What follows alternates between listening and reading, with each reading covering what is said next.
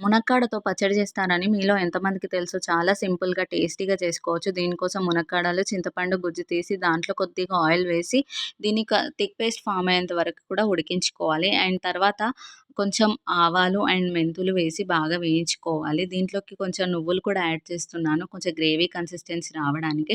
And తర్వాత కొద్దిగా oil తీసుకొని మనం ముందుగా కట్ చేసుకున్న మునక్కాడలను డీప్ ఫ్రై చేస్తున్నాను. తర్వాత దీన్ని పోపు చేసేసుకుంటున్నాను. పోపులోకైతే ఆవాలు, జీలకర్ర, ఎండుమిర్చి, కరివేపాకు అలాగే ఎల్లిపాయలు కూడా వేయిస్తున్నాను. అండ్ మనము దీన్ని నువ్వులు, మెంతుల పొడి చేసేస్తున్నాను. అండ్ ఇక్కడ కారము, ఉప్పు అలాగే నువ్వుల, మెంతుల పొడి వేసి బాగా కలిపేసుకుంటున్నాను. అండ్ తర్వాత మనం ముందుగా వేయించి పెట్టుకున్న మునక్కాడలను కూడా యాడ్ చేస్తున్నాను.